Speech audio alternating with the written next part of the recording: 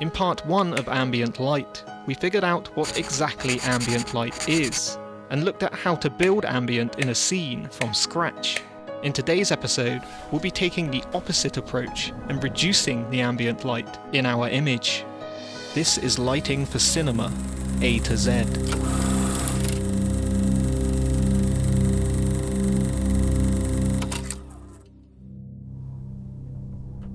When we see a shot or scene that involves ambient daylight, as an audience, we're not likely to notice anything off about the image if the lighting correctly conveys the intended mood.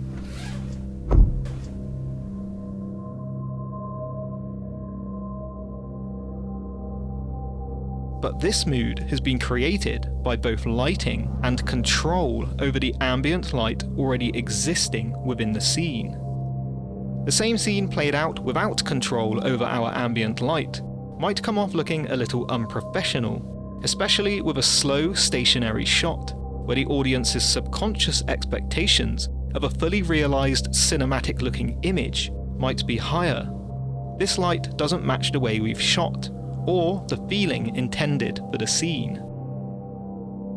But simply adding in more lights to try and make the scene more three-dimensional isn't going to help us. We're just adding light on top of already existing ambience. We have ambient light spilling in through the windows of the porch and both sides of our subject, creating a pretty flat look.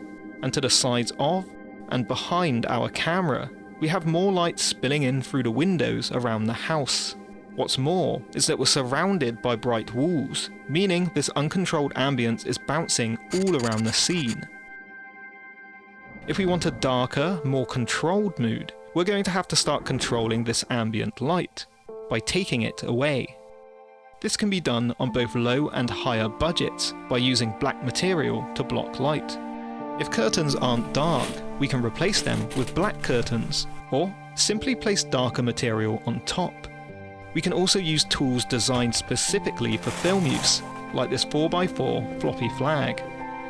With windows and doorways covered behind camera, and light blocked from the porch window on our subject's right, we've managed to cut down on enough ambient light to create the dark mood we intended for the shot. This might be enough for the scene, but we may want to add in a few lights to bring some elements back up and shape the image. Since we've blocked out so much light, we're barely getting any detail in the shadows in the foreground. We might want to bring a touch of visibility back so the image doesn't feel too unrealistic. First, we bounced the Nanlite Forza 60C with its 45-degree reflector from the ceiling in front of the porch. This provided a very subtle graduation of light on the foreground walls, just to stop them from falling into total darkness. Second, we set up the compatible PJ-FZ60 projection mount, Forza 60C attached, to direct a controlled pool of light onto the cap in the foreground of the shot. This helps to bring some depth and separation back into our shot. If we think our subject is also looking too dark, we could bring him up a little too. We did this by using Nanlite's Pavotube 15C2. Using the compatible barn doors, we blocked the light from hitting the background and directed it onto our subject, also allowing it to spill onto the porch wall, providing a little more wrapping light to our subject. You can see overall, we haven't used too much artificial light in the image.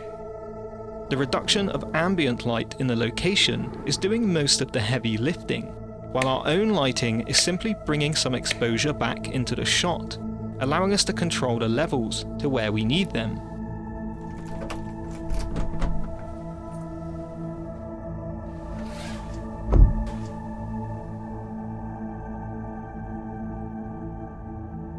Next time on Lighting for Cinema A to Z, we'll be looking at accent light, and how highlighting areas can bring attention to objects in your shot, maintain dimensionality in your image, and also help to bring your lighting together.